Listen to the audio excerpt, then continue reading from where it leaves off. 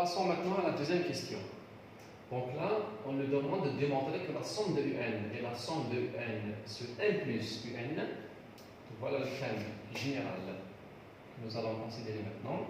On va démontrer que ces deux séries numériques ont la même nature. C'est-à-dire que si l'une converge, l'autre va converger nécessairement, et si l'une diverge, automatiquement la deuxième va converger. Alors, donc cette question-là, pour répondre à cette question-là, on va essayer donc de suivre deux étapes. Première étape. On va supposer d'abord que la somme de n converge. Il y a lieu de démontrer que celle-ci également va converger dans ce cas.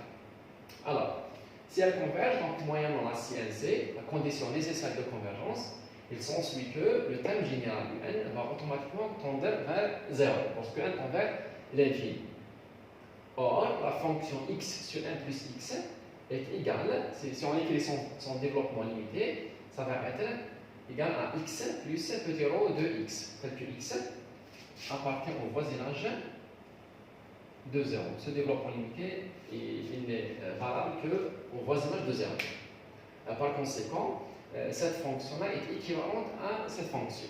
Par conséquent, puisque un tend vers 0, étant donné la CNC, automatiquement un appartient au voisinage de 0. Donc par conséquent, la suite un sur 1 plus un est équivalente à un. Et si on utilise donc à ce moment-là le critère d'équivalence,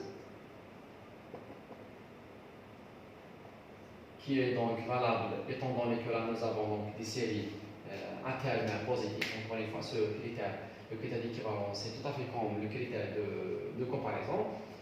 Il n'est valable que dans le cas de série à terme positif, ce qui est le cas ici. Alors, par le critère d'équivalence, cette série-là, elle est automatiquement de même nature que celle-ci. Plutôt la série donc, de terme général celui-ci, elle est de même nature que la série de termes général UR. Donc, puisque celle-ci converge, par conséquent, même celle-ci, elle va converger. Donc, ça, c'est la première étape. Supposons maintenant que la somme de UN ne converge pas, donc elle est divergente. Dans ce cas-là, qu'est-ce qu'on peut dire? Remarquez que dans ce cas-là, on ne peut pas directement appliquer le critère d'équivalence. Pourquoi? Eh bien, parce qu'il n'y a rien qui nous assure jusqu'à maintenant que UN tend vers 0. Et puisque UN, on ne sait pas est-ce qu'il tend vers 0 ou pas, dans le cas où il ne tend pas vers 0, automatiquement, nous n'avons pas cette condition-là. Donc, par conséquent, ce développement limité-là, il n'est pas valable. N'est-ce pas? Donc, dans ce cas-là, il y a lieu de distinguer deux cas. On distingue effectivement deux cas. Soit UN tend vers 0, soit UN ne tend pas vers 0. Il n'y a pas d'autre cas. Soit UN tend vers 0, soit UN ne tend pas vers 0. Donc, dans le premier cas, dans le cas où UN tend vers 0, donc là, par exemple, on peut se mettre dans le cas où UN, par exemple, est égal à 1 sur N. Donc, il est clair que la somme de N sur N, elle diverge, malgré que UN tend vers 0. N'est-ce pas? Et bien, dans ce cas-là, nous avons toujours cette équivalence-là, étant donné que UN tend vers 0. Cette équivalence est toujours valable. Par conséquent, encore une fois, par le critère d'équivalence, on en déduit que la somme de n sur n plus n diverge. Le critère d'équivalence qui nous dit encore une fois que les deux séries ont la même nature, étant donné qu'elles sont positives encore une fois. Donc ça c'est pour le premier cas. Le deuxième cas, dans le cas où n ne tend pas vers 0, et bien dans ce cas-là, on va distinguer trois sous-cas. Un premier cas où n va tendre vers un certain n qui n'est pas nul, strictement positif, étant donné que notre série est positive. Dans le deuxième cas, c'est un tend vers l'infini. Dans le troisième cas, pardon, un tend vers quelque chose que l'on ne connaît pas, c'est-à-dire une indétermination du genre, bon, on va y arriver. Alors, donc dans le premier cas, nous avons, dans le premier sous-cas, un tend vers un certain n tend vers différents de 0, par exemple 1, 2, tout ce que vous voulez. Mais dans ce cas-là, un sur 1 plus elle va tendre vers L sur 1 plus L, qui ne peut pas être nul, étant donné que L n'est pas nul.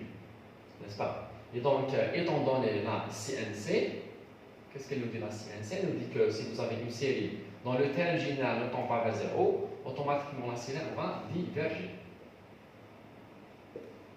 N'est-ce pas? Dans le deuxième sous-cas, nous avons un tend vers l'infini. dans ce cas-là, le terme général un sur 1 plus un va tendre vers 1. N'est-ce pas? Donc l'infini sur l'infini, ça va tendre vers 1. 1 qui est différent de 0.